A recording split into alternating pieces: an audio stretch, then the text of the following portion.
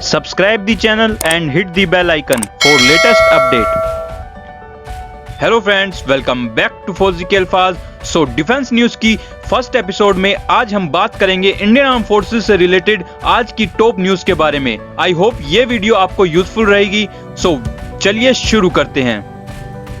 Please follow our community on Telegram, Facebook and Instagram, link in description box. DRDO June में made in India टॉर्ड artillery का परीक्षण शुरू करेगा।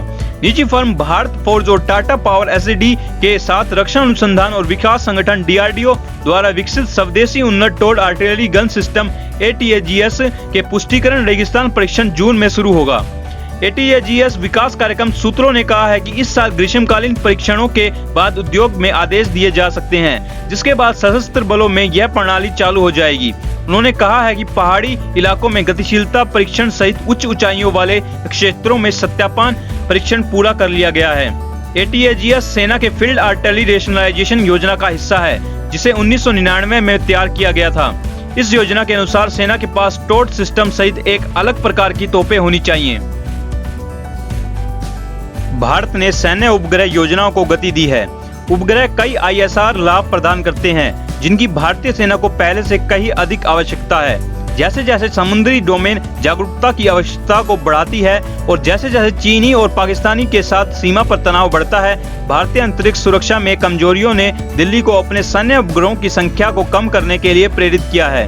वर्तमान में भारत के पास लगभग 15 सैन्य अनुप्रयोग उपग्रह हैं, जिनमें नवीनतम GSAT-7A वायुसेना को समर्पित है, लेकिन सेना द्वारा साझा किया गया है। 2022 में $225 मिलियन GSAT-7R एक भारतीय नौसेना संचार उपग्रह 8 साल पहले लॉन्च किया गए GSAT-7 रुक्मणी की जगह लेगा। यह हिंद महासागर के ऊपर 2000 NMI कवरेज रेंज के साथ भारतीय अंतरिक्ष अनुसंधान संगठन के साथ चौथी पीढ़ी के उपग्रह में से अंतिम है। GISAT-1 भारत का पहला पृथ्वी अवलोकन उपग्रह है। लगातार अंतराल पर बादल मुक्त परिस्थितियों में भारतीय उपमहाद्वीपों के वास्तविक समय के अवलोकन की सुविधा प्रदान करके सेना के लाभान्वित करेगा। लॉन्च का 1 साल से अधिक की देरी से 2021 में होने की उम्मीद है। रक्षा मंत्री राजनाथ सिंह ने रक्षा आयात के लिए नकारात्मक सूची के विस्तार को मंजूरी दी है। 101 वस्तुओं वाले रक्षा आयात के लिए पहली नकारात्मक सूची पिछले साल जारी की गई थी। घरेलू रक्षा उद्योग को बढ़ावा देने के लिए रक्षा मंत्री राजनाथ सिंह ने सोमवार को अगली पीढ़ी के corvette, airborne early warning system, tank engine और रडार जैसे 108 सैन्य हथियारों और प्रणालियों को आयात पर प्रतिबंध लगाने की मंजूरी दी है। अधिकारियों ने कहा है कि दूसरी सूची में शामिल 108 वस्तुओं के आयात पर प्रतिबंध दिसंबर 2021 से दिसंबर 2025 के अवधि में उत्तरोत्तर प्रभाव होगा। उन्होंने कहा है कि दूसरी सूची रक्षा मंत्रालय ने राज्य के स्वामित्व वाली और निजी रक्षा विनिर्माण उद्योग निकायों के साथ कई दौर के परामर्श के बाद तैयार की है। रक्षा आयात के लिए वस्तुओं की पहली नकारात्मक सूची में टॉर्ड आर्टिलरी गन, कम दूरी की सतह से हवा में मार करने वाली मिसाइल, क्रूज मिसाइल, अपतटीय गश्ती जहाज, इलेक्ट्रॉनिक युद्ध प्रणाली, अगली पीढ़ी की मिसाइल जहाज, फ्लोटिंग डॉक और पनडुब्बी रोधी रॉकेट लॉन्चर शामिल हैं।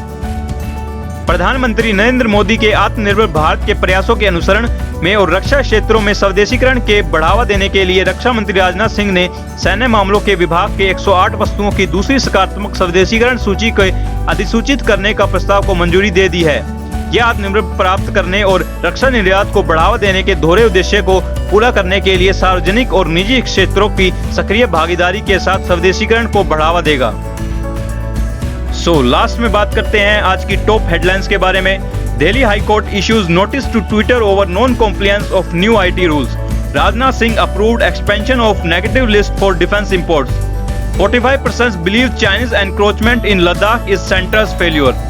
Maoist killed in gunfight with forces in Jharkhand Gumla. Indian Navy converted its all-weather chopper into air ambulance for critical patients evacuation. Defence news की आज की इस वीडियो में बस इतना ही। आई होप ये वीडियो आपके लिए यूजफुल रही होगी। I will see you in the next video. Take care and जय हिंद। Subscribe the channel and hit the bell icon for latest update.